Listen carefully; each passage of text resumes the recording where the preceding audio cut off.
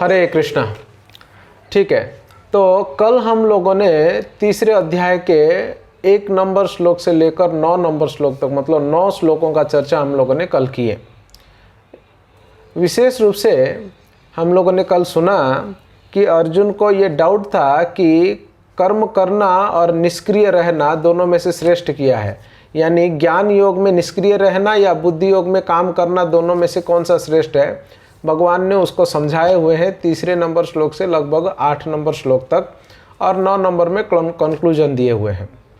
तो भगवान दोनों को आध्यात्मिक जीवन की प्रगति के लिए दोनों मार्ग, ज्ञान मार्ग और बुद्धि योग यानी भक्ति, ये दोनों एक्चुअली एक दूसरे के ऊपर आश्रित है करके बता रहे हैं। ये दोनों मार्ग हैं और एक दूसरे के ऊपर आश्रित भी हैं। उसको बताते हुए अर्जुन को ये कन्विंस करने के लिए प्रयास किए भगवान जी ने कि कर्म न करने से श्रेष्ठ है कर्म करना। अगर व्यक्ति कर्म नहीं करेगा तो अपना शरीर का भरण पोषण भी वो नहीं कर पाता है, इसलिए व्यक्ति को चाहिए कि उसे कर्म करना चाहिए। इस प्रकार से अर्जुन को भगवान जी ने लगभग 8 श्लोकों में उनको समझाया। फिर लास्ट में 9 नंबर श्लोक में कंक्लूजन देते हुए भगवान कहते हैं अर्जुन को, 9 नंबर श्लोक को एक बार हम और पढ़ लेते हैं आज। कंक्लूजन देते हुए कहते हैं कर्म तो करना ही चाहिए, क्योंकि कर्म नहीं करेगा ना व्यक्ति क्या करेगा, वो अपना भरण पोषण भी नहीं कर सकता। तो वहाँ प्रश्न उठता है कि किस प्रकार से वो कर्म करेगा, क्या कर्म करना चाहिए उसको। तो उसको उस प्रकार के प्रश्न को पहले से समझते हुए भगवान ये उत्तर दे रहे हैं कि व्यक्ति को चाहिए कि यज्ञ के लिए कर्म करे, यानी भगवान विष्णु की प्रसन्नता के लिए व्यक्ति को कर्म करना चाहिए। ये 9 नंबर श्लोक में भगवान जी कहते हैं, यज्ञार्थात् कर्मणो अन्यत्र लोकयम कर्मबंधनः तदर्थम कर्म कौन्तेय मुक्त संग समाचरः। तो देखो इस श्लोक को समझिए, यज्ञार्थात् कर्मणो, यज्ञार्थात् मतलब यज्ञ के लिए ही कर्मणो कर्म करना चाहिए, यज्ञार्थात् कर्मणो अन्यत्र कर्म बंधन। अगर इसके अलावा कुछ और करेंगे, अगर भगवान विष्णु की प्रसन्नता के लिए ना काम करके कुछ और चीज़ के लिए अगर काम करते हैं, कोई भी अन्य चीज़ के लिए काम करते हैं, तो हमें निश्चित रूप से कर्म बंधन लगेगा। अन्यत्र कर्म बंधन तदर्थम कर्म कौन्तेय, उसके लिए काम करो, यज्ञ के लिए काम करो कौन्तेय, हे अर्जुन, जो मुक्त संग समाचर। और वो काम भी कैसे होना चाहिए, अनासक्त होकर निष्काम कर्म होना चाहिए। उसमें किसी भी प्रॉफिट की इच्छा, फल प्राप्ति की इच्छा नहीं होनी चाहिए। तो 2 पॉइंट है यहाँ पर, एक तो यज्ञ के लिए काम करना चाहिए, यानी भगवान विष्णु की प्रसन्नता के लिए काम करना चाहिए, और उसमें भी प्रॉफिट की इच्छा नहीं होना चाहिए, मुक्त संग समाचर। तो इस प्रकार से अर्जुन को भगवान यहाँ पर समझा रहे हैं। तो इसके तात्पर्य को हम लोग पढ़ सकते हैं, 9 नंबर के तात्पर्य को। 9 नंबर का अर्थ है, प्रभुपाद जी लिखते हैं, श्री विष्णु के लिए यज्ञ रूप में कर्म करना चाहिए, अन्यथा कर्म के द्वारा इस भौतिक जगत में बंधन उत्पन्न होती है। इसलिए हे कुंती पुत्र, उनकी प्रसन्नता के लिए अपने नियत कर्म करो, इस तरह तुम बंधन से सदा मुक्त रहोगे। इसलिए भगवान की प्रसन्नता के लिए तुम काम करो, जिससे तुम क्या हो सकते हो, बंधन से मुक्त हो सकते हो। ये उसका मतलब है। प्रभुपाद जी तात्पर्य के पहले पैराग्राफ में कहते हैं, मनुष्य जो शरीर के निर्वाह के लिए भी कर्म करना होता है, अतः विशिष्ट सामाजिक स्थिति तथा गुणों को ध्यान में रखकर नियत कर्म इस तरह बनाए गए हैं कि उस उद्देश्य की पूर्ति हो सके। यज्ञ का अर्थ होता है भगवान विष्णु। मैंने कल भी बताया था आपको, यज्ञ शब्द का अर्थ ही विष्णु है। दूसरे शब्दों में, चाहे कोई भी निर्दिष्ट यज्ञ संपन्न करे या प्रत्यक्ष रूप से भगवान विष्णु की सेवा करे, दोनों से एक ही प्रयोजन सिद्ध होता है। जैसे कि इस श्लोक में संस्तुति की गई है, कृष्ण भावनामृत यज्ञ ही है। वर्णाश्रम धर्म का भी उद्देश्य भगवान विष्णु को प्रसन्न करना ही है। वर्णाश्रमाचरावता पुरुषेण परः पुमान् विष्णुराध्यते। विष्णु पुराण का कोटेशन लेते हुए प्रभुपाद जी यहाँ पर कहते हैं जो वर्णाश्रम सिस्टम है, जो ब्रह्मचारी गृहस्थ वानप्रस्थ संन्यास ब्राह्मण क्षत्रिय वैश्य शूद्र, ये जो वर्ण और आश्रम की जो सिस्टम है समाज में या वेदानुमोदित जो है, इसका भी मूल उद्देश्य भगवान की प्रसन्नता है, भगवान को प्राप्त करना है। अगर इसको कोई कड़क रूप से पालन कर भी रहा है और उसका उद्देश्य अगर भगवत प्राप्ति या भगवत भक्ति नहीं है, तो ये केवल श्रम एव ही केवलम, ये केवल वृथा परिश्रम मात्र है, ऐसा कहा गया है। इसलिए भगवान विष्णु की प्रसन्नता के लिए कर्म करना चाहिए। इस जगत में किया जाने वाला अन्य कोई भी कर्म बंधन का कारण होगा, क्योंकि अच्छे तथा बुरे कर्मों के फल होते हैं और कोई भी फल कर्म करने वाले को बांध देता है। ये सेंटेंस भी बहुत महत्वपूर्ण है। कृष्ण के लिए काम किए बिना, विष्णु के लिए काम किए बिना कोई व्यक्ति अगर ऐसा सोचता है, प्रभु जी या स्वामी जी हम भगवान के लिए काम क्यों करेंगे, हम तो कोई पाप नहीं करते हैं, हम किसी की बुराई नहीं करते हैं, हम किसी की निंदा नहीं करते हैं, हम घूस नहीं लेते हैं, ना तो घूस देते हैं, कोई गलत कार्य हम नहीं करते हैं, इसलिए हमको डरने की कोई ज़रूरत नहीं है और पाप की कोई गुंजाइश ही नहीं है। हम तो भाई सब कुछ जो है किसी भी प्रकार के पाप काम नहीं करते हैं, सब कुछ शास्त्रों के आधार पर भी करते हैं। अगर कोई ऐसा तर्क भी देता है भक्तों, तो ये समझना चाहिए प्रभुपाद जी की सेंटेंस से। प्रभुपाद जी कहते हैं कोई भी काम, चाहे वो अच्छा काम हो या बुरा काम, ये दोनों कामों के लिए हमको बंधन लगता है, बॉन्डेज बनता है। दोनों कामों के लिए, अच्छे काम के लिए भी बंधन बनता है और बुरे कामों के लिए भी असलियत में बंधन बनता है। तो फिर प्रश्न उठता है, बुरे कामों के लिए तो बंधन बनता ही है, क्योंकि पाप करेंगे तो हमका कर्म बंधन लगेगा, इस संसार में फिर से पाप को भोग करने के लिए आना पड़ेगा और दुख कष्ट मिलेगा। तो फिर पुण्य कर्म से कैसे बंधन लगता है? ना पुण्य कर्म से भी बंधन लगता है। अगर हम पुण्य कर्म करेंगे तो उसके लिए हमको फल क्या मिलेगा? सुख मिलेगा या भोग विलास मिलेगा जिसको कहते हैं। तो ये भोग विलास को भोगने के लिए भी इस संसार में फिर से आना ही पड़ेगा, इस संसार में रहना ही पड़ेगा। यानी जिस व्यक्ति के जीवन का लक्ष्य आध्यात्मिक उन्नति, इस भौतिक संसार से निकलकर भगवत प्राप्ति है, मुक्ति या मोक्ष प्राप्ति है, इस प्रकार के व्यक्ति के लिए पुण्य कर्म और पाप कर्म दोनों के दोनों बंधन के कारण है। इसलिए एक कृष्ण भावना भावित व्यक्ति वो ना तो पाप करता है और यहाँ तक कि वो पुण्य भी नहीं करता है, क्योंकि पुण्य कर्म में भी बंधन लगा हुआ है। जैसे कि पुण्य कर्म मतलब ये प्याऊ खोल देना, विद्यालय खोलना, अस्पताल खोलना, गरीबों को मदद करना, किसी को खाना खिलाना, ये सारा जो पुण्य कर्म जिसको कहा जाता है, दूसरों की मदद करना, और ये भी बंधन का कारण है। आपको पता है वर्णाश्रम धर्म को पालन करना भी पुण्य काम है। यानी पुण्य कर्म का मतलब ये मत सोचिएगा कि कहीं दान देना, किसी को मदद करना ही पुण्य है। आप अपने परिवार को सही तरीके से पालन पोषण कर रहे हैं, मतलब आप गृहस्थ हैं तो गृहस्थ धर्म को अगर सही तरीके से फॉलो कर रहे हैं, किसी भी प्रकार की गलती किए बिना परिवार का, बच्चों का सही तरीके से देखरेख कर रहे हैं, तो ये भी पुण्य कर्म है। और इसको भी भोग करने के लिए फिर से और हमको सुख और सुविधाएं प्राप्त होंगी अगले जन्म में। आप सुने हैं कि नहीं पता नहीं, असलियत में 100 साल 100 जन्मों तक अगर कोई व्यक्ति वर्णाश्रम धर्म का कड़क पालन करता है, विदाउट फेल, बिना किसी प्रकार के रुकावटी के बिना, वो व्यक्ति ब्रह्मा बनने के लिए योग्य बन जाता है। तो सोचिए, ब्रह्मा का जो पोस्ट है इसी भौतिक संसार के अंदर ही है ना।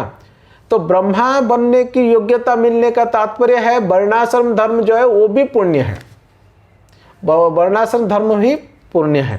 तो इस प्रकार से जो पुण्य कर्म है वो भी हमको इसी भौतिक संसार में ही रखता है, इससे वो मुक्ति नहीं दिला पाता, हमको मुक्ति नहीं दे पाता है। इसलिए एक बुद्धिमान व्यक्ति पाप तो नहीं करता है, वो यहाँ तक पुण्य भी नहीं करता है, क्योंकि उसको मालूम है पुण्य करने से भी बंधन लगता है। 3 प्रकार के कर्म होते हैं, कर्म, अकर्म, विकर्म। तो कर्म और विकर्म ये दोनों पाप और पुण्य है। कर्म और विकर्म ये दोनों पाप और पुण्य है। और अकर्म जो है ये ना तो पाप है और ना ही पुण्य है।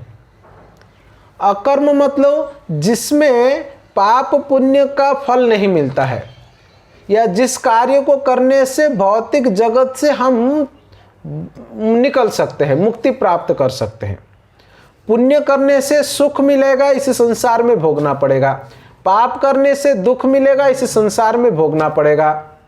पुण्य का मतलब वेदों में बताया गया कार्य, पाप का मतलब वेदों में मना किया गया कार्य, अकर्म मतलब वो कार्य जिससे इस भौतिक संसार से हम बच सकते हैं, जिससे किसी भी प्रकार का भौतिक बंधन नहीं लगता है, और यह केवल भगवान कृष्ण की सेवा है, ये अकर्म है।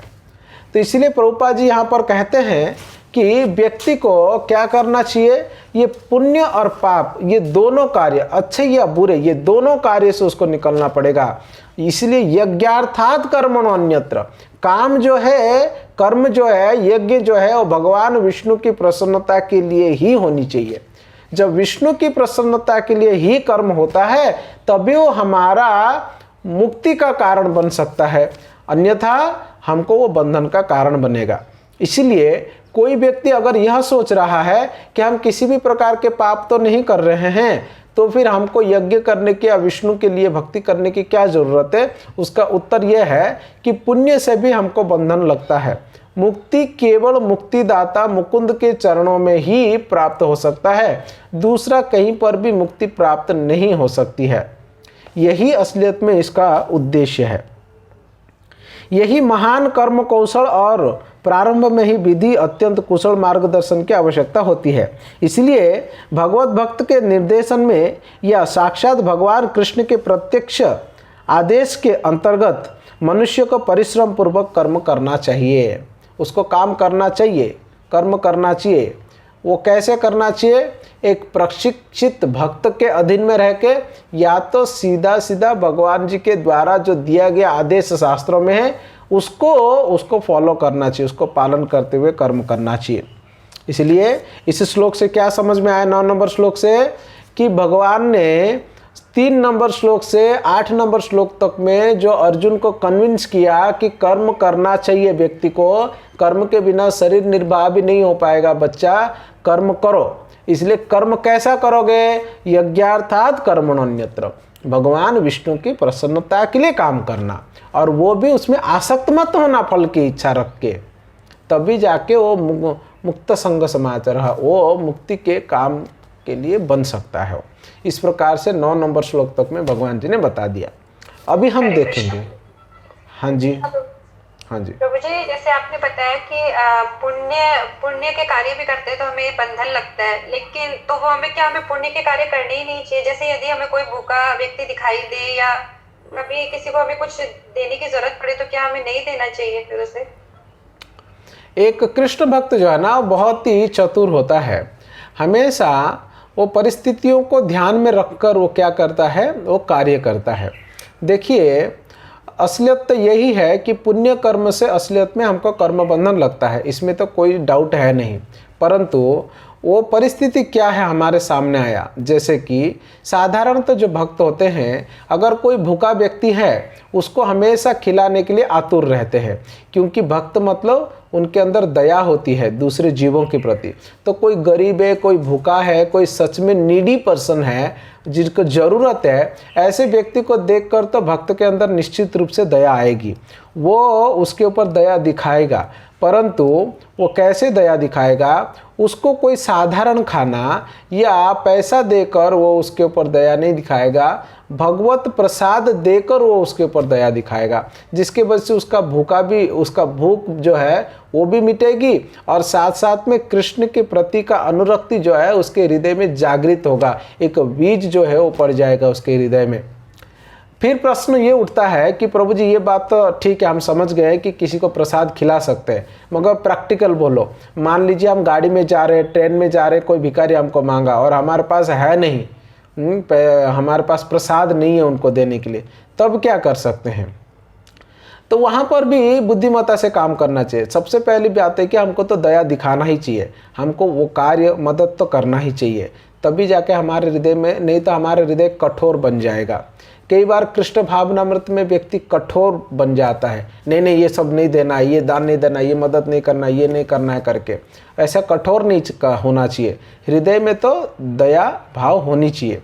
तो वहाँ पर भी देखना चाहिए, अगर बच्चा या कोई मांगने वाला व्यक्ति सच में भूखा है तो कोई खाद्य पदार्थ को हम खुद परचेज करके उनको देना चाहिए, और खुद परचेज करके भगवान को स्मरण करते हुए देना चाहिए। और देते समय भी उसको बोलना चाहिए, जब भी वो हाथ पताएगा बोलना चाहिए, हरे कृष्णा बोलो, हरे कृष्णा मंत्र पूरा बोलो, तब मैं दूंगी खाने के लिए।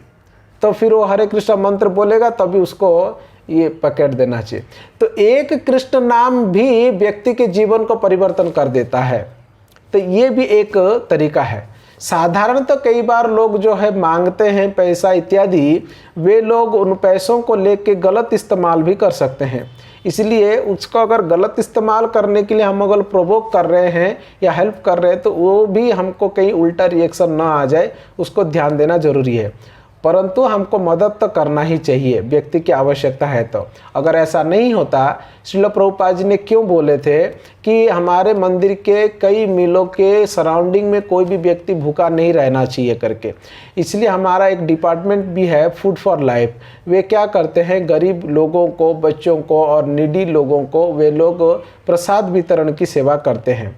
तो प्रसाद वितरण बाहर के व्यक्ति के लिए तो ये केवल भंडारा है, मगर हमारे लिए वो भक्ति है, उस व्यक्ति के अंदर कृष्ण भावनामृत को जागृत कराने का ये प्रयास मात्र है। तो इस प्रकार से हम मदद कर सकते हैं किसी को। हरे कृष्णा। हाँ जी। और जैसे आपने ट्रेन का एग्जाम्पल दिया, चलो ट्रेन में तो हमारे सामने भिखारी आ गया, लेकिन हम चला के जाए कहीं पे और फिर ये सब काम करें, उसके लिए क्या करना है? मतलब क्या बोल रहे हैं, समझ नहीं पाया। जैसे हम जहाँ भिखारी लोग इकट्ठा रहते हैं वहां जाएं और फिर उनको खिला के आए, आज मेरा बर्थडे है तो मैं उनको खिला के आऊं, या ऐसे करूं, या सामने आ गया अलग बात है, लेकिन चला के करना तो फिर कर्म बंधन नहीं आएगा। वो साधारणतः जन्मदिन है तो जन्मदिन है या कोई तिथि है तो भिखारियों को नहीं एक्चुअली खिलाना चाहिए ना, भगवान जी की सेवा करनी चाहिए और वैष्णवों को खिलाना चाहिए। इसी से केवल आप कर्म बंधन से निकल सकते हैं।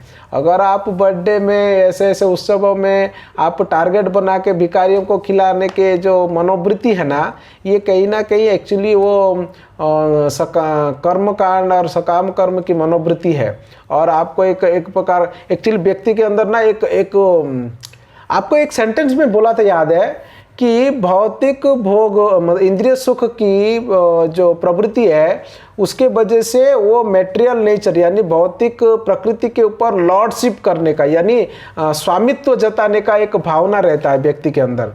तो ये जो भावना है ना, मैं गरीबों को खिला रहा हूँ, ये एक अंदरूनी एक अहंकार है कि मैं गरीबों को खिलाया हूँ, मैं गरीबों का मदद करने वाला हूँ करके, ये एक अंदरूनी अहंकार भी रहता है व्यक्ति के अंदर। इसके लिए वो इस प्रकार के कार्य करता है। मतलब मैं सभी लोगों के लिए नहीं बोल सकता ये चीज़, परंतु लगभग लोगों में इस प्रकार के भावना रहता है कि हम गरीबों को मदद करते हैं करके। अरे भाई, हम क्या मदद करेंगे? क्या हम गरीबों को एक दिन खिला के हम उनकी गरीबी को हटा सकते हैं क्या? तो फिर बेस्ट है ना कि कृष्ण भावनामृत उनको प्रदान किया जाए। आप बोलेंगे प्रभु जी मेरा जन्मदिन के दिन और तिथि के दिन मैं प्रसाद बना के या प्रसाद मंदिर से लेके गरीबों को खिलाना चाहता हूँ, तब पर भी अच्छी बात है, आप गरीबों को खिलाइए और प्रसाद खिलाइए, वो लोग को भक्त बनाइए, बहुत बेस्ट है। बट वही तुम्हारे बर्थडे के दिन क्यों? कभी भी करिए वो कार्य को। इसका मतलब कहीं ना कहीं अटैच्ड है आप उस कार्य और उस जगह और उस एक्टिविटी के प्रति। इसलिए इस प्रकार के चीज़ों में कृष्ण भक्त को एंटेंगल्ड नहीं होना चाहिए, अटैच्ड नहीं होना चाहिए।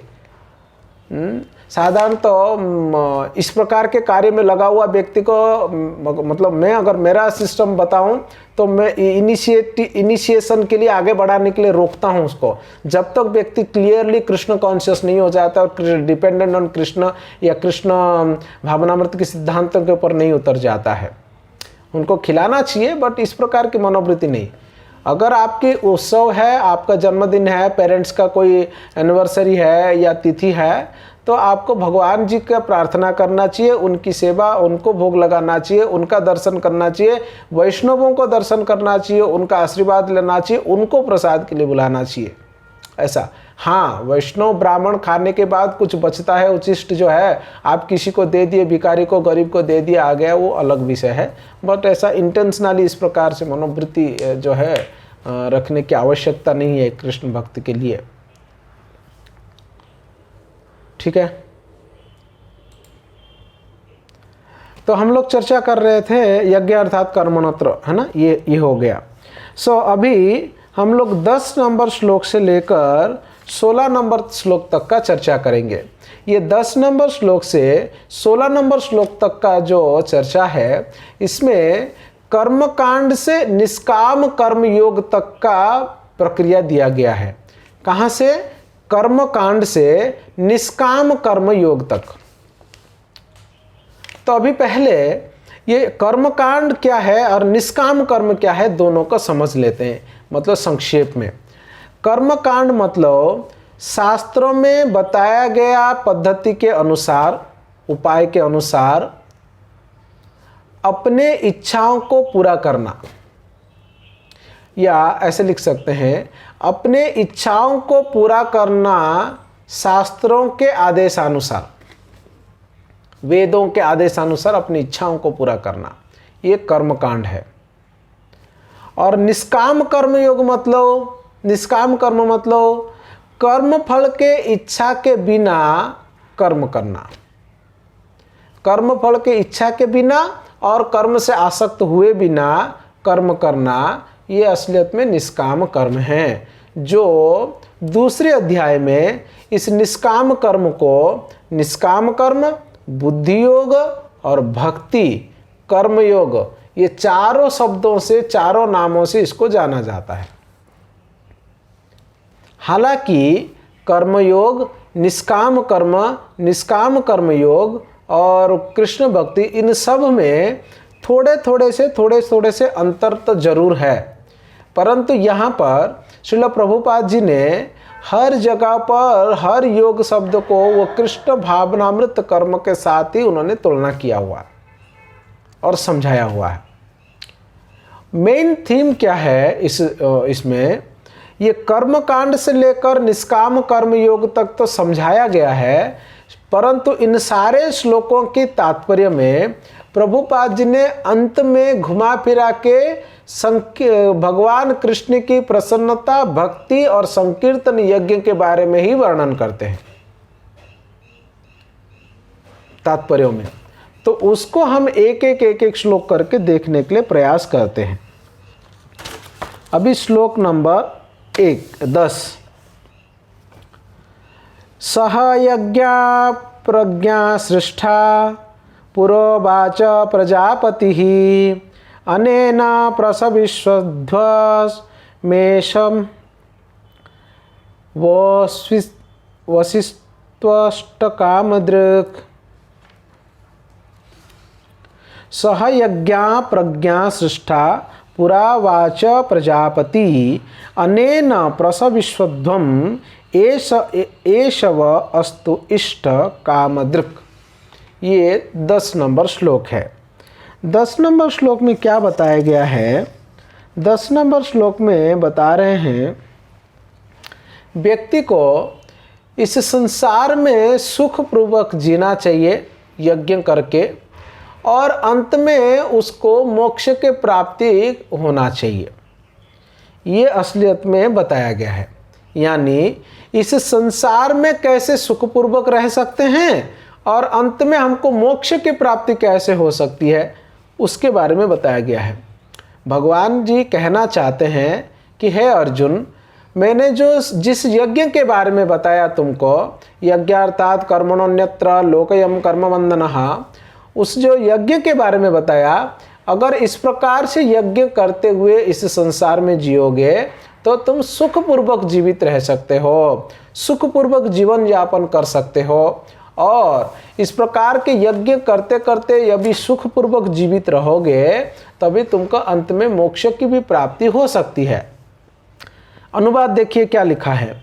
सृष्टि के प्रारंभ में समस्त प्राणियों के स्वामी प्रजापति विष्णु के लिए यज्ञ सहित मनुष्य तथा देवताओं को संतानों की यज्ञ सहित मनुष्य तथा देवताओं की संततियों को रचा और उनसे कहा, तुम इस यज्ञ से सुखी रहो, क्योंकि इसके करने से तुम्हें सुखपूर्वक रहना तथा मुक्ति प्राप्त करने के लिए समस्त वांछित वस्तुएं प्राप्त हो जाएंगे।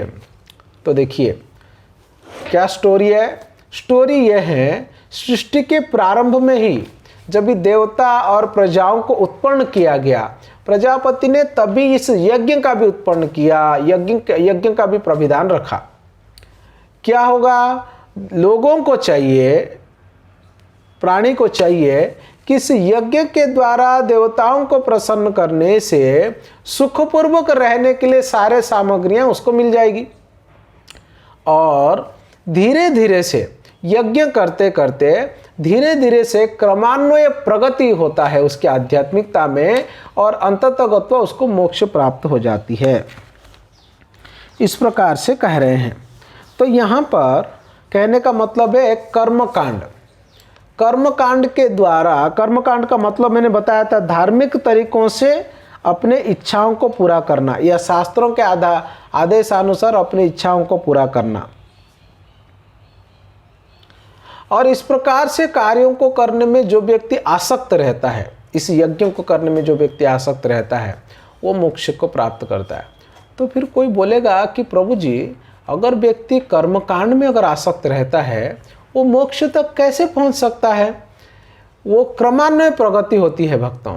मान लीजिए कोई व्यक्ति कर्मकांड में फंसा हुआ है या कर रहा है, यज्ञ कर रहा है, ब्राह्मण को बुला के यज्ञ करवा रहा है, ब्रह्म यज्ञ के मंत्रों को उच्चारण कर रहा है, शास्त्रों के मंत्रों को उच्चारण कर रहा है, उसको वो सुन रहा है, आहुतियाँ प्रदान कर रहा है। यज्ञ कौन है? विष्णु है। मंत्र कहाँ से आया? भगवान जी के द्वारा दिया गया है। और उस मंत्रों को सुनते सुनते और धीरे धीरे से क्या होता है, वो निष्काम कर्म के ओर प्रगति करता है। धीरे धीरे से वो प्रगति करता है निष्काम कर्म की ओर। ये एक बहुत सुंदर सा प्रोसेस है। किस प्रकार से व्यक्ति पशु जीवन से कर्मकांड, कर्मकांड से कर्मयोग, कर्मयोग से निष्काम कर्म, निष्काम कर्मयोग से फिर बाद में अष्टांग योग, इस प्रकार से कैसे क्रमान्वय प्रगति होता है, उसको योगा लैडर या योग की सीढ़ी कहते हैं। ये जो श्लोक नंबर 10 से लेकर 16 तक का जो 6-7 श्लोकों का जो ये कुंजी हैं, यहाँ पर असलियत में एक व्यक्ति का क्रमान्वय प्रगति कैसे होता है आध्यात्मिकता के ओर, उसके बारे में यहाँ पर वर्णन किया गया है। अतः 10 नंबर श्लोक में वो क्या कह रहे हैं कि सृष्टि के प्रारंभ में ही देवता, मनुष्य और यज्ञ तीनों को बनाया गया था और मनुष्यों को बोला गया है यज्ञ करते हुए तुम संसार में सुखपूर्वक रहो। अभी देखिए प्रभुपाद जी का परपोट। प्रभुपाद जी तात्पर्य में क्या लिखते हैं, आप लोग कोई पढ़ेंगे क्या तात्पर्य को? पढ़िए। प्राणियों के स्वामी विष्णु द्वारा भौतिक सृष्टि की रचना बद्ध जीवों के लिए भगवत धाम वापस जाने का सुअवसर है। रुक जाइए। प्राणियों के द्वारा, प्राणियों की स्वामी, प्राणियों के स्वामी कौन? भगवान विष्णु। भौतिक सृष्टि की रचना क्यों किया? बद्ध जीवों के लिए, बद्ध जीवों के लिए भगवत धाम वापस जाने के लिए। हाँ, तो इस भौतिक जगत का सृष्टि किया गया है हमें भगवत धाम वापस जाने के लिए। यहाँ पर हमको फैसिलिटी मिलेगी।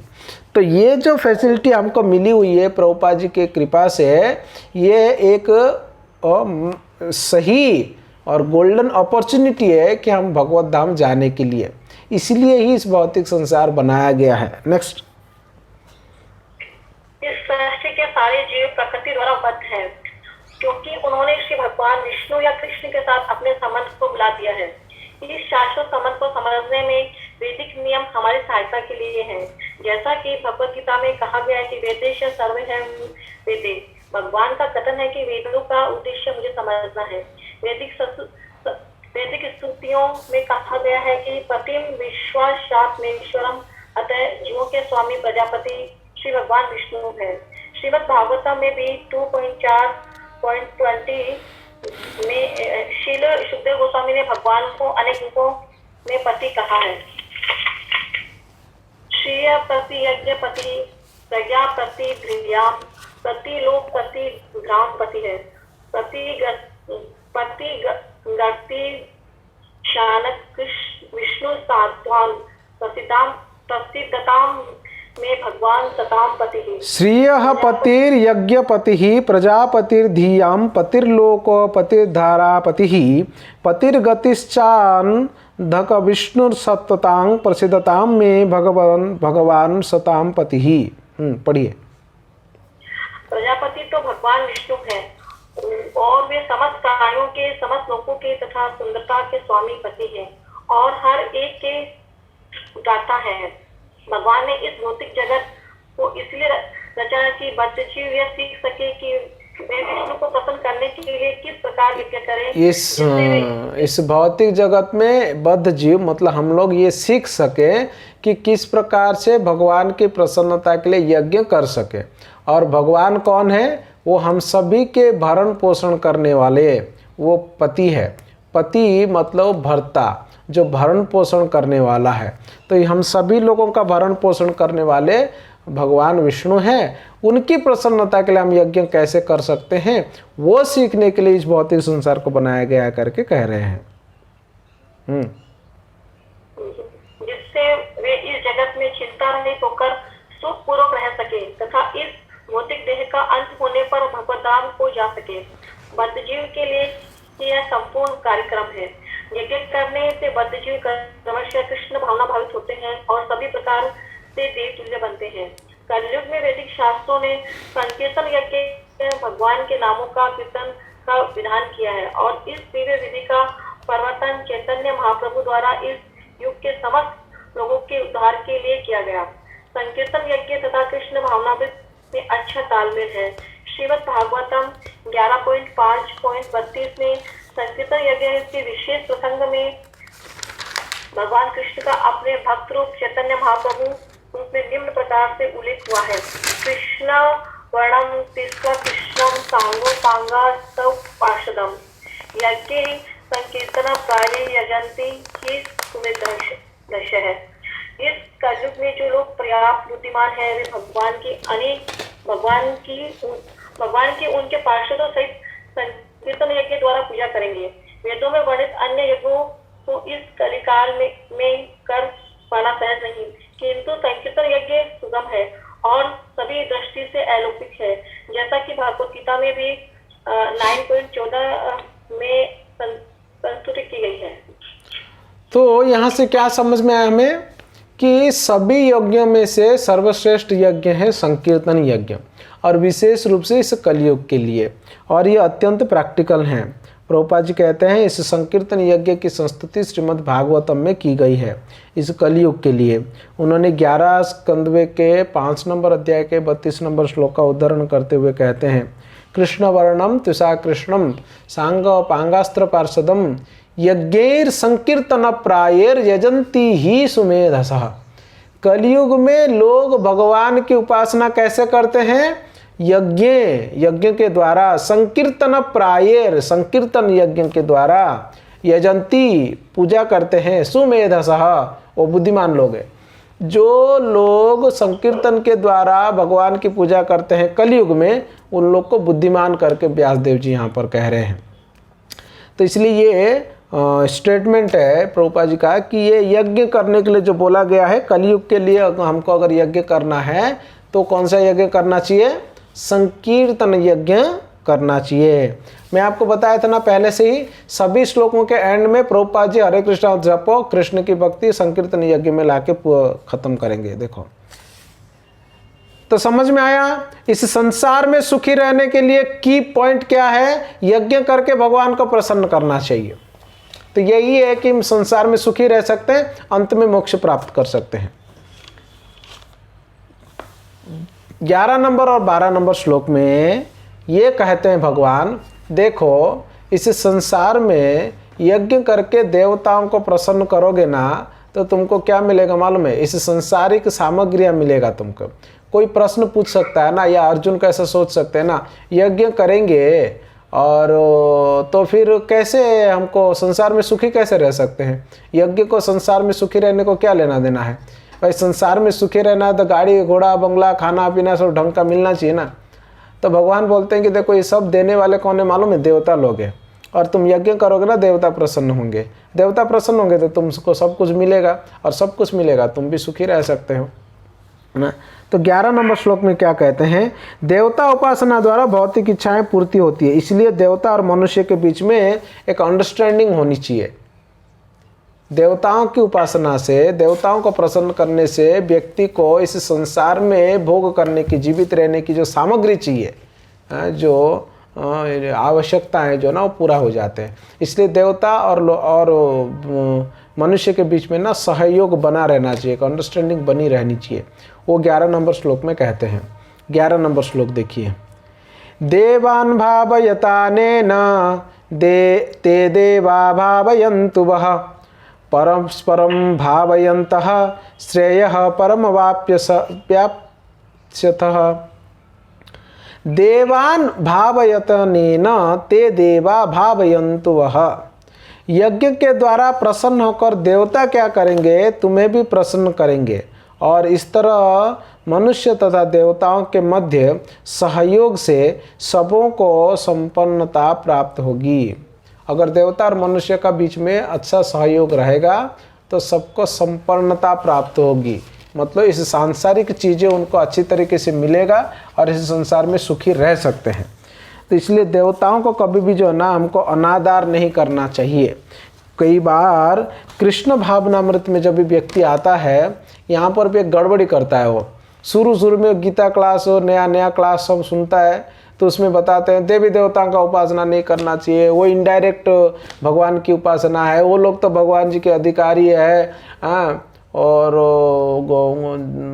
वृक्ष के जड़ में पानी देना चाहिए, वो सब भगवान के सेवक है, भगवान तो मास्टर है, उनकी क्या उपासना करते, जो देवी देवता की उपासना करते कम बुद्धि वाला व्यक्ति है। ये सब सत्य है और ये सब हम सुनते हैं। तो नए जो आते हैं कृष्ण भक्ति में, तो वो लोग क्या करते हैं, बड़े जोश में आके देवी देवताओं का उपासना, मतलब देवी देवताओं का अवहेलना करना शुरू करते हैं, या अवहेलना करने लगते हैं। माइंड में इस प्रकार से बैठता है, जैसे कि मान लीजिए कोई महादेव जी के मंदिर के और से गुजर भी रहे हैं और उनको हाथ नहीं मतलब जोड़ रहे हैं, प्रणाम नहीं कर रहे हैं, या कोई देवी के मंदिर में गए या मंदिर के पास गए कुछ काम से, वहाँ उनको प्रणाम भी नहीं किया, या किसी और व्यक्ति ने अगर कर भी रहा है तो उसको निंदा करना उधर ही शुरू कर दिया, या देवताओं का निंदा करना शुरू कर दिया। ये सब जो है ये कम बुद्धिमत्ता का प्रतीक है असलियत में। ऐसा नहीं करना चाहिए। देवी देवताओं को जो है ना अनादर नहीं कर सकते हम लोग, ये एक्चुअली अपराध है। ये एक्चुअली अपराध है, देवी देवताओं का अपमान करना, अनादर करना। हाँ, उन्हें हमारे मास्टर नहीं बना सकते, उन्हें हमारे पति नहीं बना सकते हैं, और हमारे वर्शिपेबल, हम उनको उपासना करने की ज़रूरत नहीं है, परंतु उनको अनादर भी नहीं कर सकते हैं, क्योंकि वो भगवान के प्रिय हैं वो लोग, और भगवान उनको अधिकारी के जगह पर बिठाए हुए हैं और कुछ ना कुछ सेवा दिए हुए हैं। तो हमसे कितना श्रेष्ठ है वो लोग, और उनको हमेशा कृपा की भिक्षा करनी चाहिए। अभी हम गुरु को कृपा की भिक्षा करते हैं, वैष्णव को कृपा की भिक्षा करते हैं, भगवान की भक्ति दिला दो करके। देवताओं को भी हम प्रार्थना कर सकते हैं भगवान की कृपा प्राप्त करने के लिए, देवताओं को भी प्रार्थना कर सकते हैं, परंतु ज़रूरत नहीं कि उनका उपासना करने के लिए जाए, उनका व्रत रखे, उनके लिए उपवास करे। वो सब तो केवल प्रभु के लिए है, केवल हमारे प्रभु के लिए, कृष्ण के लिए है। वो सब कृष्ण भक्त का ज़रूरत नहीं है। परंतु यहाँ पर कहा गया कि देवता और मनुष्य में सहयोग बना रहना चाहिए, तभी देवता प्रसन्न होकर सब कुछ देते हैं। भाई अभी सहयोग बनाने की बात है तो अब कोई सोचेगा तो ठीक है ना प्रभु जी, सहयोग बना नवे अच्छा है, नवरात्रि हो रही थी तो सब लोग जो है इस बार तो तहलका नहीं मचाया कोरोना ये बीजाणु के वजह से, नहीं तो साधारण तो इतना दिमाग का दही बनाते हैं ना ये नवरात्रि के समय पर सब जगहों पर। क्या करेंगे, वो दुर्गा माता का मूर्ति या दुर्गा माता जी का फोटो को सोसाइटी के बीचों बीच रख देंगे, ठीक है, और वो शाम को एक आरती करेंगे, वहाँ पर पुजारी आकर आरती करके चल देगा। और आरती में कुछ माताएं खड़े रहेंगे, उधर पूजा पाठ हो गया, उसके बाद ऐसा साउंड लगाएंगे वहाँ पर और सब लोग आके उधर फालतू का नाटक करेंगे, सब नाच कूद करेंगे, और वो भी विभिन्न प्रकार के भौतिक गाना बजाकर वहाँ पर। इस प्रकार से करने से देवता प्रसन्न नहीं होते हैं, ये कोई प्रक्रिया नहीं है देवताओं को प्रसन्न करने का। वो गणेश जी के चतुर्थी के समय पर भी वैसे ही करते हैं, वो बेचारा गणेश जी को ला के रखते हैं बीचों बीच सोसाइटी में और पूरा साउंड बॉक्स बड़े बड़े लेके आके बजा देते हैं उनके कान के पास। वो बेचारे गणेश जी के बड़े बड़े कान हैं और थोड़ा सा भी आवाज़ आता है तो ज़्यादा आवाज़ उनको सुनाई पड़ता है, इतना बड़ा कान होने के वजह से उधर उधर डीजे लगा देते हैं साउंड। वो बेचारे कैसे सहते होंगे पता नहीं, उनका कान एकदम फट जाता होगा गणेश जी का। ये और ऐसे दिमाग खराब करोगे किसी का तो तुमको मदद करेगा, कृपा करेगा कि मार दाड़ेगा मारेगा दाड़ेगा सबको है कि नहीं। इसलिए विभिन्न प्रकार के प्राकृतिक विपर्यय यानी नेचुरल डिस्टर्बेंसेस जो है ना बहुत सारे होते हैं। कभी सुनामी आ जाती है, कभी बारिश होती है, नहीं होती है, ज़्यादा ठंड पड़ती है, ये सब आदि दैविक क्लेश, क्योंकि देवताओं के साथ मिसबिहेव हो रहा है ना, समाज में देवताओं के साथ मिसबिहेव करते हैं। बॉम्बे और उधर गुजरात एरिया में ना इतना भयानक परिस्थिति है ये नवरात्रि और गणेश पूजा इन सारा तिथियों में, दारू पी पी के गणेश जी को लेके विसर्जन करने, गणेश जी को लाने में इतना उत्पात मचाते रहते हैं ना, वो पूजा नहीं लगता है, वो शादी से भी बदतर हालत करते हैं उसको। एक्चुअली वो बेचारा गणेश का तो नामो निशान नहीं रहता है एक्चुअली, वहाँ पर गणेश जी कभी रहते ही नहीं है एक्चुअली। इसलिए ऐसे पूजा पाठ में भक्त लोग भाग नहीं लेते हैं और वहाँ जाते भी नहीं है। एक्चुअली ये पाप है, बहुत बड़ा अपराध है, और इसीलिए सब बहुत बड़ा तमाशा होता है, ये संसार में हम लोग को कष्ट भुगतना पड़ता है। इसी प्रकार का देखो कोरोना सब क्या है, ये सब है। शांति से जीवन यापन कर सकते हैं अगर यज्ञ करके जिएंगे तो, और वो नहीं करते हैं, ऐसे देवताओं को परेशान करेंगे तो देवताओं को परेशान करेंगे, देवता छोड़ेंगे हमको, बराबर पनिशमेंट भी देंगे। तो ये सब पनिशमेंट है और क्या। देवताओं को अनादर कभी नहीं करना चाहिए व्यक्ति को। समाज में मानते नहीं है, समझते नहीं है, क्या करेंगे, उत्पात मचाते रहते हैं अपने इंद्रिय सुख के लिए। देवताओं के विग्रह, देवताओं के फोटो, देवताओं के चीज़ों को रख के अपने इंद्रिय सुख के कार्यों में लग जाते हैं वहाँ पर। तो इसलिए ये सब कष्ट जो है हमको आता रहता है। इसलिए अगर हमको सुखी रहना है तो देवताओं के साथ का हमारा तालमेल अच्छा रहना चाहिए, देवताओं को खुश करके रहना चाहिए, है कि नहीं। इसलिए यहाँ पर कहा गया है देवान भावयतानेन ते देवा भावयन्तु वह परस्परम भावयन्तः परस्परम भावयन्तः। दोनों में तालमेल, आपस में तालमेल जो है ना वो बना रहना बहुत जरूरी है। देवता कौन है, प्रभुपाद जी तात्पर्य में लिखते हैं, देखिए प्रभुपाद जी कहते हैं देवता वो लोग हैं जो सांसारिक कार्यों के लिए अधिकार प्राप्त प्रशासक है। इस संसार के विभिन्न कामकाजों के लिए वो अपॉइंटेड एडमिनिस्ट्रेटर्स है, वो अधिकारी है। और वो भी कैसे, उनको अपॉइंट किया गया, भगवान के द्वारा अधिकृत है वो लोग। किसके लिए, ये सांसारिक कार्यों के लिए ये लोग देवता है। और दूसरा, देवताओं को भगवान करके भी नहीं मानना चाहिए। साधारणतः हम लोग तो मानते नहीं है, इस्कॉन में आके इतना तो भाई भेजे में उतर गया है, परंतु जो संसार के लोग हैं वो लोग कई बार इनको भगवान मान बैठते हैं, तो वो बात भी नहीं होना चाहिए। भगवान के शरीर के ये विभिन्न अंग है, प्रभुपाद जी कहते हैं, और साथ साथ में विभिन्न विभागों के अधिकारी है, सप्लाई एजेंट्स, मतलब अलग अलग डिपार्टमेंट के हेड है वो।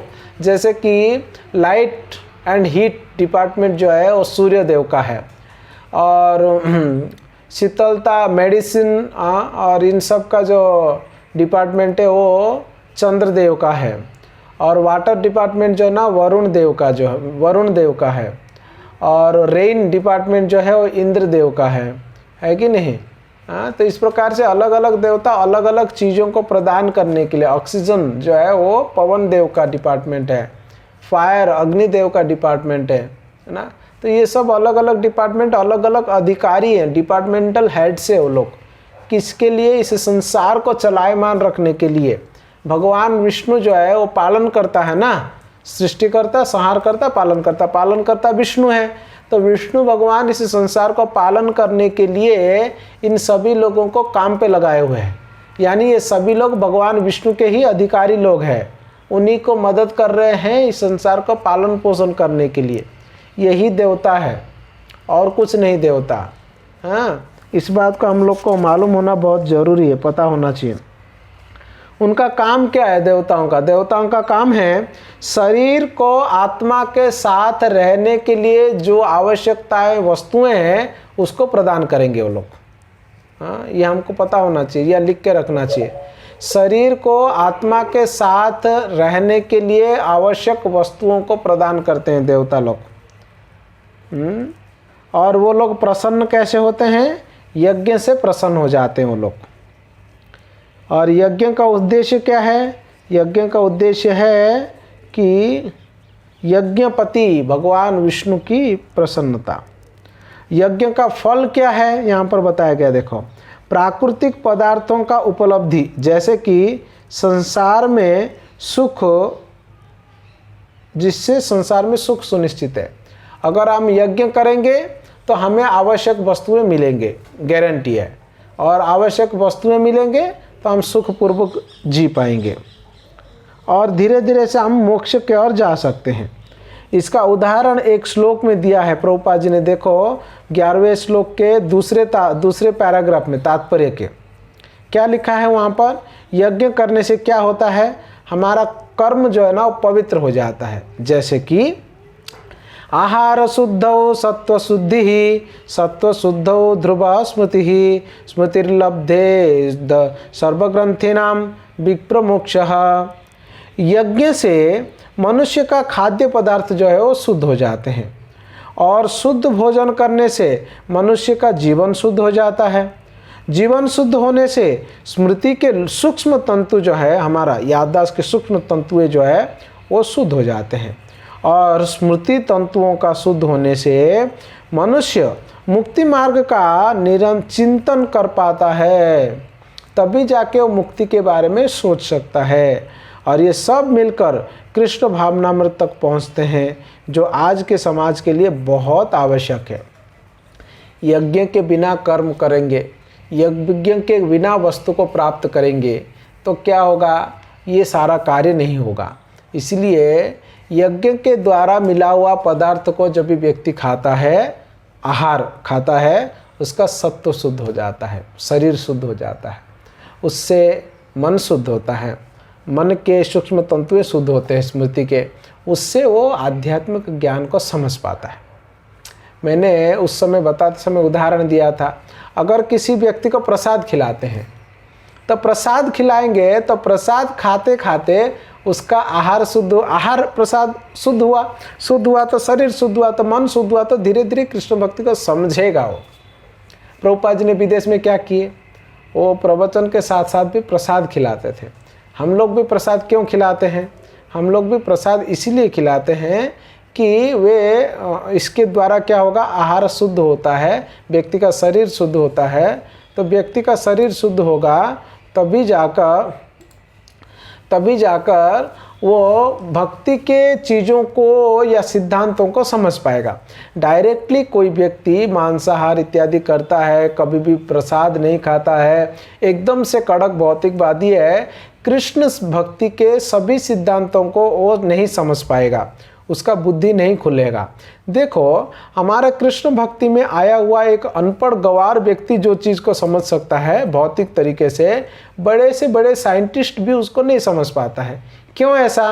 वो तो इतना विद्वान है, कौन सी बड़ी बात है गीता को समझ पाना, वो तो समझ जाना चाहिए ना, बट नहीं समझ पाएगा क्योंकि उसके आहार शुद्ध नहीं है, सत्व शुद्ध नहीं है, ध्रुव स्मृति नहीं है, इसलिए वो इस चीज़ों को नहीं समझ पाएगा। इसलिए सबसे पहले आहार जो है शुद्ध होना चाहिए। हम कृष्ण भक्तों के लिए तो बहुत आवश्यक है कि हमको भक्ति में आगे प्रगति करना है तो हमेशा हमको प्रसाद खाना चाहिए, आहार शुद्ध करना चाहिए, वो भी शुद्ध आहार खाना चाहिए। ये प्रसाद के चक्कर में पिज़्ज़ा बर्गर ला के भोग लगा के खाएंगे तब भी शुद्ध हो जाएगा, ऐसा नहीं है। कि वो ठीक है, वो पा सकते हैं घर में बनाकर, परंतु अगर जितना हो सके उतना शुद्ध आहारों को खाएंगे, शुद्ध मसाले, शुद्ध आहार, विशेष रूप से ऑर्गेनिक होता है। बड़ा कठिन है आजकल तो समाज में प्राप्त होना, मगर विशेषता यही है कि भोग लगा कर पाना चाहिए। कई बार भोग लगा के पाने के चक्कर में भी हमारे भक्त क्या कहते हैं, कुछ भी अनाब शनाब उठ पटांग जो है वो भोग लगा के चालू हो जाते हैं।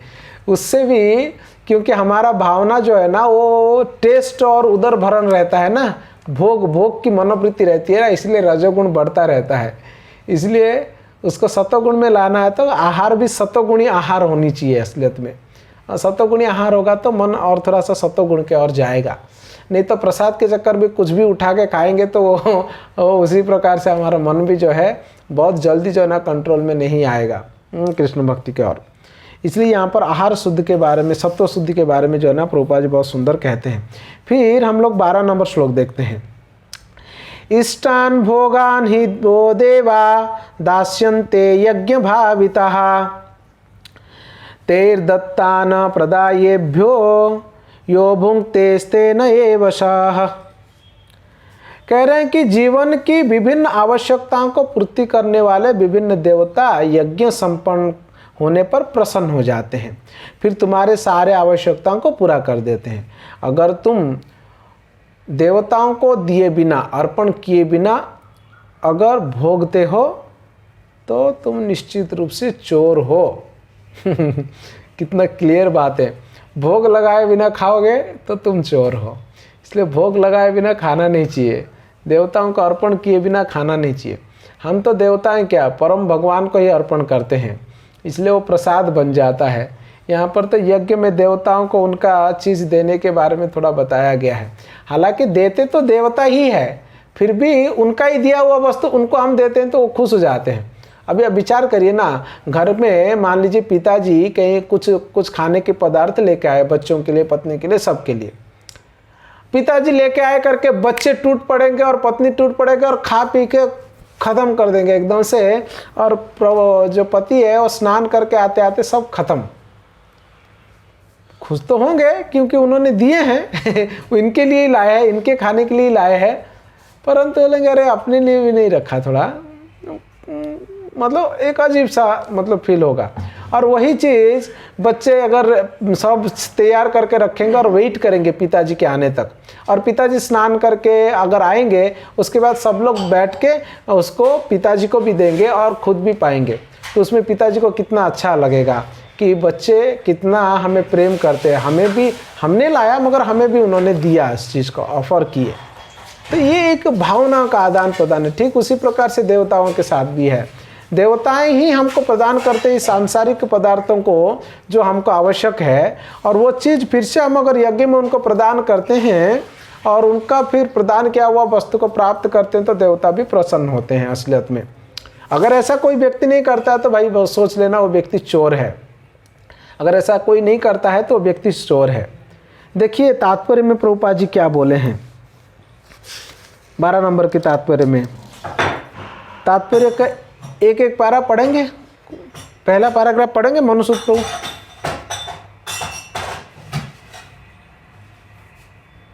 पढ़िए। देवतागण भगवान विष्णु द्वारा भोग सामग्री प्रदान करने के लिए अधिकृत किए गए, अतः नियुक्त यज्ञों द्वारा उन्हें अवश्य संतुष्ट करना चाहिए। वेदों में विभिन्न देवताओं के लिए भिन्न भिन्न प्रकार के यज्ञों की संस्तुति है, किंतु वे सब अंततः भगवान को ही अर्पित किए जाते हैं। किंतु जो यह नहीं समझ सकता कि भगवान क्या है, उसके लिए देव यज्ञ का विधान है। अनुष्ठानकर्ता के भौतिक गुणों के अनुसार वेदों में विभिन्न प्रकार के यज्ञों का विधान है। विभिन्न देवताओं की पूजा भी उसी आधार पर अर्थात गुणों के अनुसार की जाती है। उदाहरण मांसाहारियों को देवी काली की पूजा करने के लिए कहा जाता है, जो भौतिक प्रकृति की गौर रूपा है, और देवी के समक्ष पशु बलि का आदेश है। किंतु जो सतोगुणी है उनके लिए विष्णु की दिव्य पूजा बताई गई है। अंततः समस्त यज्ञों का ध्येय उत्तरोत्तर दिव्य पद प्राप्त करना है। सामान्य व्यक्तियों के लिए कम से कम 5 यज्ञ आवश्यक है, जिन्हें पंच महायज्ञ कहते हैं। देखो, तो यहाँ पर इम्पॉर्टेंट चीज़ क्या है इस पैराग्राफ में, एक सेंटेंस प्रभुपाद जी कहते हैं ये देवताओं का यज्ञ किसको करने के लिए बोला गया, किसके लिए उपयुक्त है।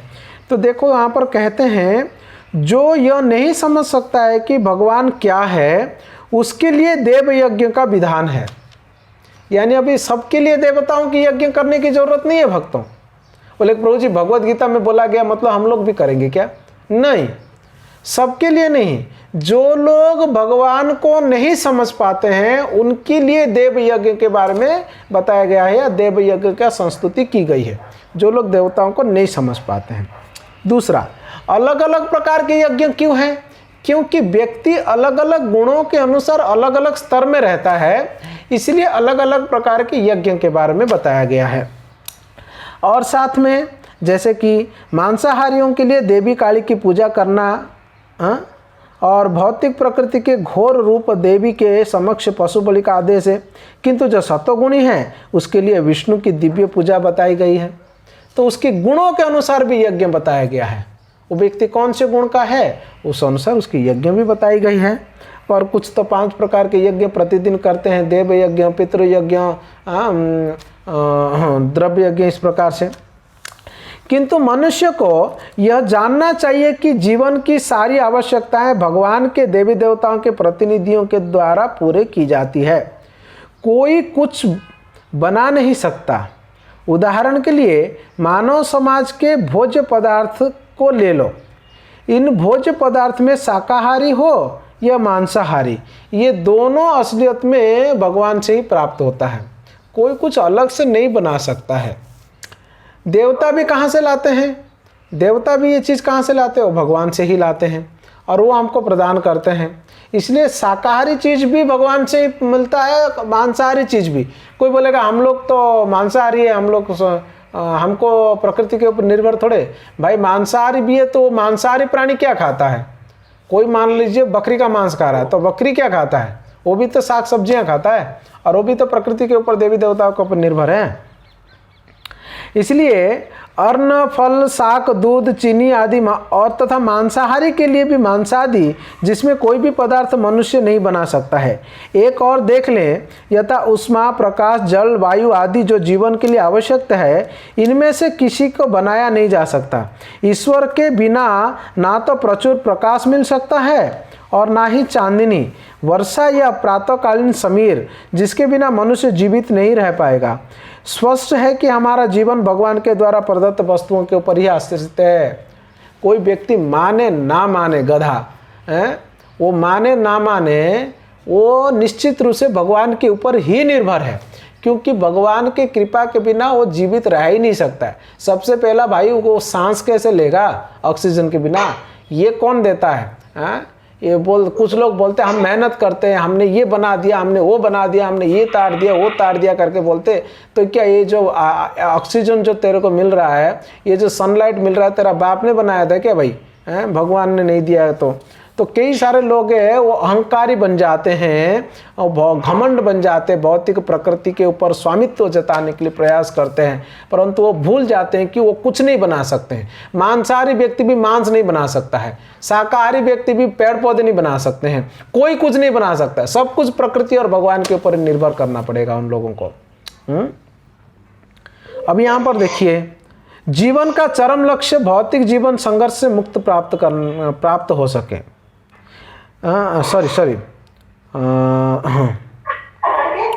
आत्म साक्षात्कार के लिए अपने आप को स्वस्थ एवं पुष्ट बनाएं, जिससे जीवन का चरम लक्ष्य भौतिक जीवन के संघर्ष से मुक्त हो सके।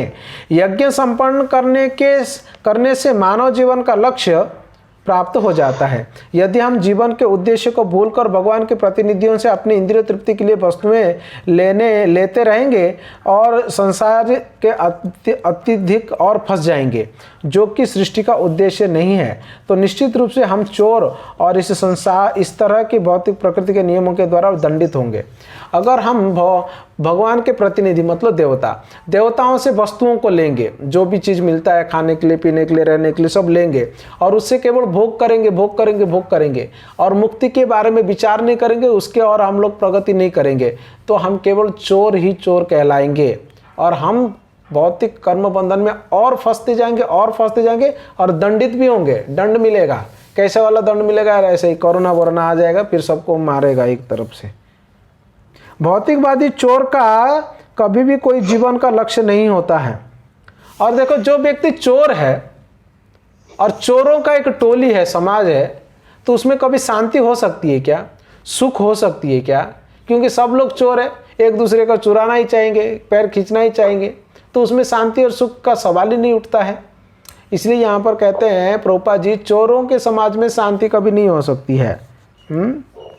उन्हें तो केवल इंद्रिय तृप्ति की चिंता रहती है ना, वो नहीं जानते कि यज्ञ किस तरह से किया जाता है। किंतु चैतन्य महाप्रभु यज्ञ संपन्न करने के लिए सरलतम विधि बता दिया है।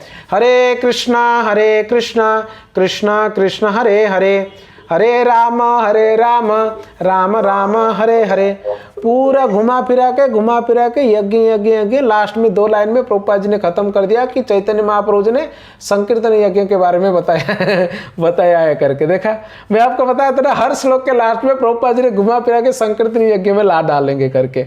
इसलिए प्रभुपाद जी को भक्ति वेदांत स्वामी कहते हैं और उनके तात्पर्य को भक्ति वेदांत तात्पर्य कहते हैं। यही स्पेशलिटी है प्रभुपाद जी का।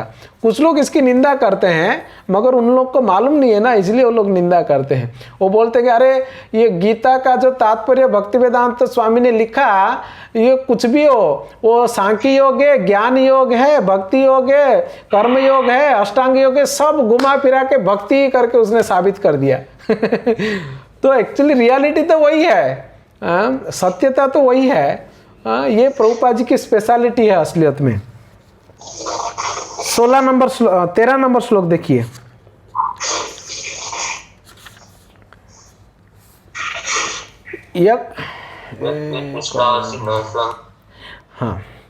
यज्ञ शिष्टा संतो मुच्यन्ते सर्व कीड़ विषयी भुंजन्ते ते त्वदंग पापा ये पंचात्यात्म कारणात्। भगवान के भक्त सभी प्रकार के पापों से मुक्त हो जाते हैं। क्यों? क्योंकि वो यज्ञ में अर्पण किया गया भोजन को खाते हैं, और अन्य लोग जो है वो अपने इंद्रिय तृप्त भोजन खाते हैं तो पाप करते हैं। ये तो सिंपल है, ये बहुत आसान है, आप लोग जानते हैं। हमारे भक्त लोग जो है वो हमेशा भगवान के प्रसाद खाते हैं, तो वो लोग पाप करते ही नहीं है, और उसी के द्वारा जो है वो भगवत प्राप्ति कर लेते हैं। प्रभुपाद जी कहते हैं भगवत भक्त जो है ना, कृष्ण भावनामृत पुरुष संत कहलाते हैं। संत किसको कहते हैं? जब तक व्यक्ति भगवान का भक्त नहीं है उसको संत नहीं कहेंगे। सदैव भगवान के प्रेम में निमग्न रहते हैं, जैसे कि ब्रह्म संहिता में कहा गया है, प्रेमांजन स्फुरित भक्ति विलोचनेन संतः सदैव हृदयेषु विलोकयन्ति।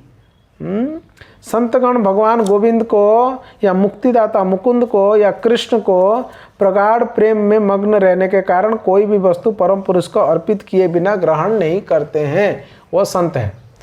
तो यहाँ पर प्रसाद यानी यज्ञ में अर्पित किया हुआ प्रसाद को जब भी स्वीकार करते हैं भवबंधन से छूट जाते हैं। और जो ऐसा नहीं करता है तो वो व्यक्ति क्या करता है? जो ऐसा नहीं करता है वो पाप खाता है और इस भवबंधन में और फंसते जाता है।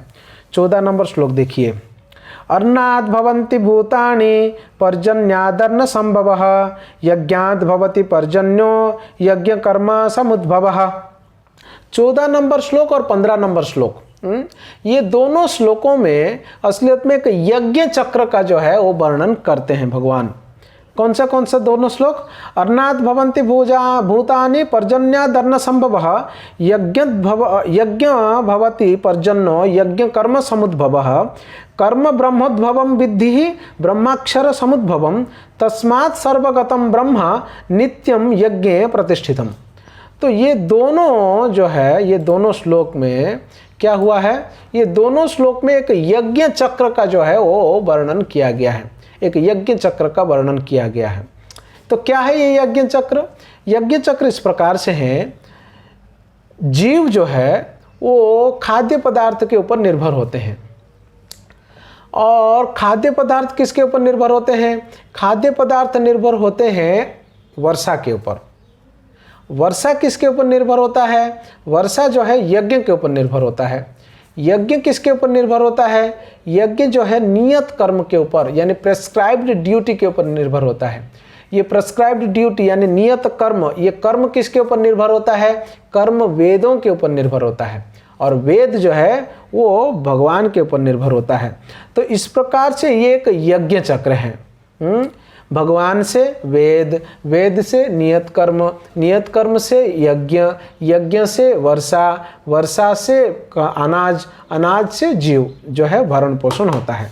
इस प्रकार से ये साइकिल जो है वो चलता रहता है। यही 14 नंबर श्लोक और 15 नंबर श्लोक में कहा गया है। देखो कैसे, अर्नाद भवन्ति भूतानि, सारे भूतानि जीव जगत वो कैसे जीवित रहते हैं? अर्नाद, अन्न से आश्रित रहते हैं। पर्जन्नाद अन्न संभवः, संभवः मतलब ये जात होता है, मिलता है कहाँ से? पर्जन्नाद, पर्जन्नाद मतलब प्रजनन वर्षा एक होता है, उस वर्षा से अन्न संभवः अन्न मिलता है। और यज्ञात भवत, यज्ञात भवति पर्जन्नो, यज्ञ से पर्जन्य मतलब वर्षा होती है। यज्ञ कर्म समुद्भवात मतलब यज्ञ जो है वो नियत कर्म से होता है। कर्म ब्रह्मोद्भवम, कर्म जो है वो ब्रह्मोद्भवम मतलब वेदों से उत्पन्न होता है, वेदों से आता है। और विधि ही ब्रह्मोद्भवम विधि ही ब्रह्माक्षर समुद्भवम, ब्रह्म जो है वेद जो है वो अक्षर ब्रह्म, अक्षर से मतलब भगवान से, जो अक्षर जो क्षर नहीं होते भगवान से उत्पन्न होता है। तस्मात् सर्वगतम ब्रह्मा, इसलिए तुम समझो कि सब कुछ जो है वो ब्रह्म से ही आता है। नित्यम यज्ञ प्रतिष्ठितम, जो हमेशा यज्ञ में स्थित रहते हैं। तो ये इसको यज्ञ चक्र या यज्ञ साइकिल कहते हैं ना, जो हमेशा यज्ञ में स्थित रहते हैं भगवान। समझ में आया? तो आप ऐसे बना सकते हैं, ऐसे एक गोलाकार का चक्र जैसा बना सकते हैं। तो ऐसे जीव लिख सकते हैं। जीव, जीव जो है अन्न के ऊपर निर्भर है, अन्न जो है वर्षा के ऊपर निर्भर है, वर्षा जो है यज्ञ के ऊपर निर्भर है, यज्ञ नियत कर्म के ऊपर निर्भर है, नियत कर्म वेदों के ऊपर निर्भर है। हाँ, वेद जो है वो भगवान के ऊपर निर्भर है, भगवान से आता है। भगवान हमेशा यज्ञ में स्थित रहते हैं। इस प्रकार से चक्र जो है आप लोग बना सकते हैं। यही 14 नंबर श्लोक में और 15 नंबर श्लोक में जो है वो समझाया गया है। तो हम एक बार जो अनुवाद और तात्पर्य है उसको हम लोग पढ़ लेते हैं, अनुवाद और तात्पर्य को। 14 नंबर श्लोक का अनुवाद देखिए। सारे प्राणी अन्न पर आश्रित हैं, जो वर्षा से उत्पन्न होता है, वर्षा यज्ञ से उत्पन्न होता है और यज्ञ नियत कर्म से उत्पन्न होता है। तात्पर्य में क्या बोलते हैं प्रभुपाद जी यहाँ पर 14 नंबर श्लोक के तात्पर्य में? प्रभुपाद जी कहते हैं देवताओं की उपासना करने की आवश्यकता नहीं है। देखो पहले तो देवताओं की उपासना के बारे में बताया गया है, भगवान जी ने खुद ही बोला है कि देवता प्रसन्न रहेंगे उनके यज्ञ करेंगे। तो हालांकि प्रभुपाद जी ने समझाया है तात्पर्य में कि जो लोग भगवान को नहीं समझ पा रहे हैं, नहीं समझ रहे हैं, उनके लिए ही देव यज्ञ का प्राविधान है करके। और यहाँ पर एक और कारण भी मिल गया कि देवताओं की उपासना करने की आवश्यकता इसलिए नहीं है क्योंकि सांसारिक कार्यों को देखरेख करने के लिए अधिकारी ही तो है देवी देवता, वो मूल व्यक्ति तो है नहीं। और ये सारा चीज़ें जो मिलता है हमको, जो संसार में हमारे शरीर को भरण पोषण करने के लिए, आत्मा को शरीर के साथ रहने के लिए जो भी चीज़ हमको मिलता है वो क्या है? वो अन्न है। और अन्न कहाँ से आता है? अन्न आता है वर्षा से, वर्षा यज्ञ से, यज्ञ कर्म से, कर्म वेद से, वेद कहाँ से? भगवान से। तो यानी सब कुछ ब्रह्म होगा, भगवान के ऊपर ही निर्भर है। इसलिए अलग से देवी देवताओं की उपासना करने की जरूरत नहीं है। और एक बार अगर भगवान को हम प्रसन्न कर देते हैं तो फिर स्वाभाविक बात है कि बाकी सब कुछ हमको प्राप्त हो जाएगा। और देवता भी भगवान का ही तो शरीर के अंश हैं, तो भगवान को प्रसन्न करेंगे तो उनके शरीर का अंश होने के नाते देवता भी प्रसन्न हो जाएंगे। और वैसे भी देने वाला तो देव भगवान ही है, तो भगवान को ही प्रसन्न करेंगे तो बाकी सब लोग प्रसन्न स्वाभाविक ही हो जाएंगे। प्रसाद से सभी प्रकार के पापों से हम बच सकते हैं। अगर हम लोग प्रसाद नहीं पाते हैं तो हम पाप में पाप जो है कार्य में हम फंसेंगे। प्रसाद न स्वीकार करने से पाप बढ़ेगा और जिससे क्या होगा, हमको निम्न योनि में जन्म लेना पड़ेगा। प्रभुपाद जी तात्पर्य में कहते हैं संसारी वस्तु प्राप्ति में संकीर्तन यज्ञ की भूमिका क्या है।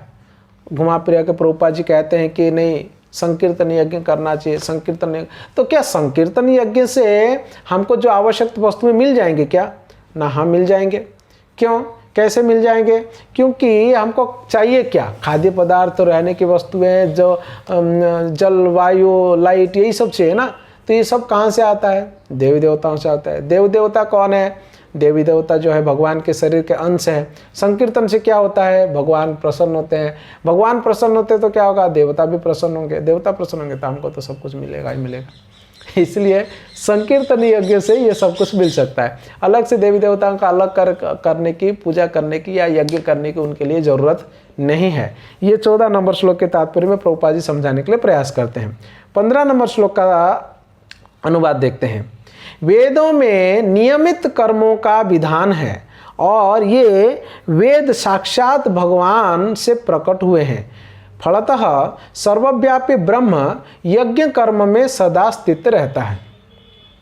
क्या है? कर्म ब्रह्मोद्भवम। कर्म जो है वेदों से उत्पन्न होता है। यहाँ पर ब्रह्म शब्द वेदों के लिए कहा गया है। देखो ब्रह्म शब्द कहाँ कहाँ कैसे कैसे प्रयोग होता है। कुछ जगहों पे ब्रह्म मतलब भगवान है, कुछ जगहों पे ब्रह्म मतलब जीव है, कुछ जगहों पे ब्रह्म मतलब वेद है। यहाँ पर वेद, ब्रह्म मतलब वेद कहा गया है यहाँ पर। और अक्षर मतलब यहाँ पर भगवान को कहा गया है। तो कर्म ब्रह्मोद्भवम, काम जो है वेदों से उत्पन्न होता है। और ब्रह्मक्षर उद्भवम, ब्रह्म जो है मतलब वेद जो है अक्षर उद्भवम यानी भगवान से उत्पन्न होता है। तो इस श्लोक के तात्पर्य में प्रभुपाद जी समझाना चाहते हैं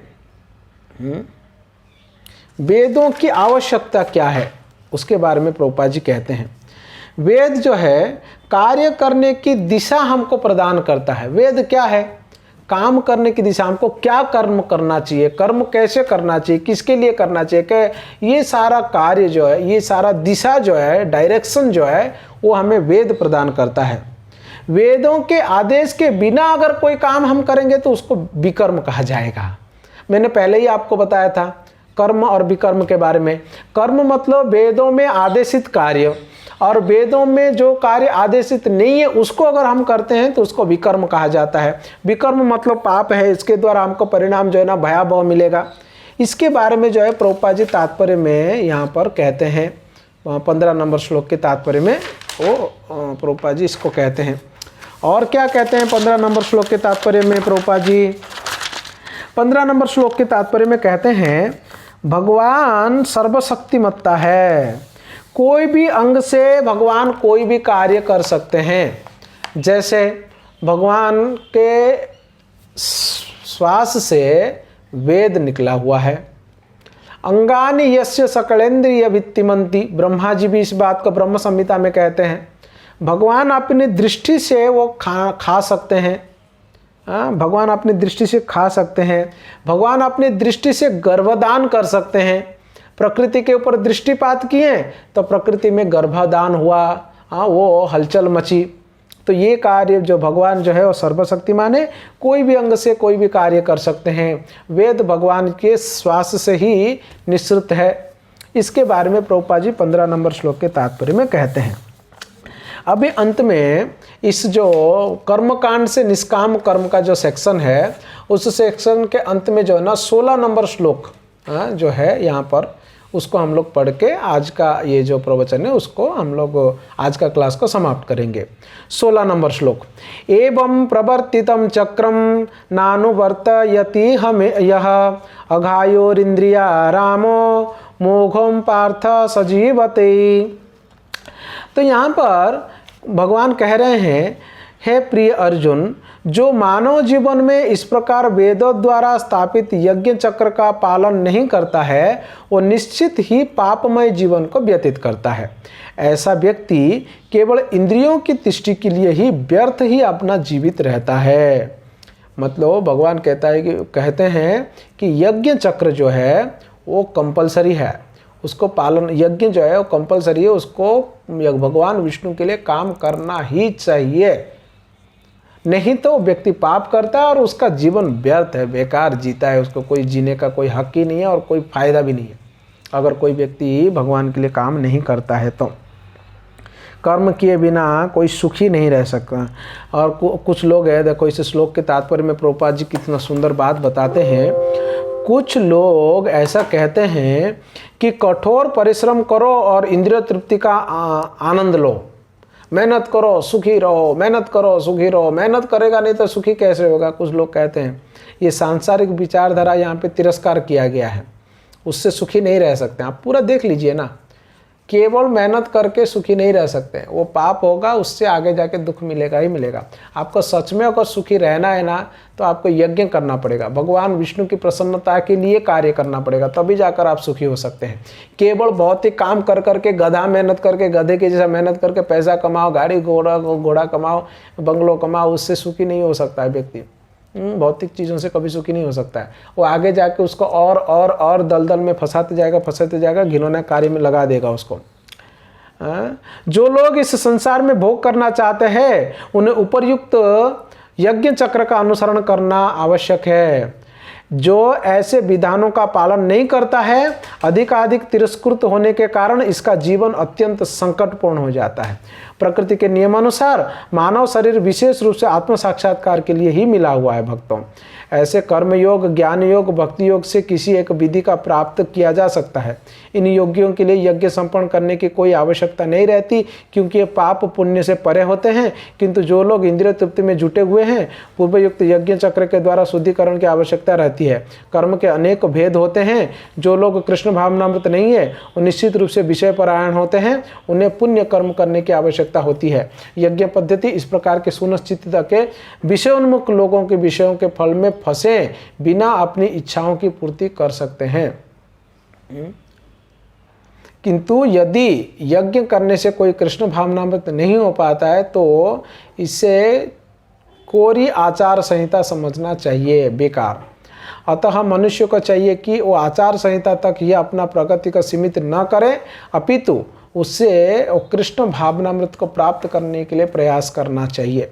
अंततः व्यक्ति को कृष्ण भक्त तो बनना ही चाहिए। यज्ञों वै विष्णु, यज्ञ के विष्णु के लिए ही यज्ञ करना चाहिए, तभी जाकर वो व्यक्ति सुखी हो सकता है। यही उसका एक्चुअली सार और निचोड़ है। तो नेक्स्ट क्लास में हम लोग 17 नंबर श्लोक से आगे चर्चा करेंगे।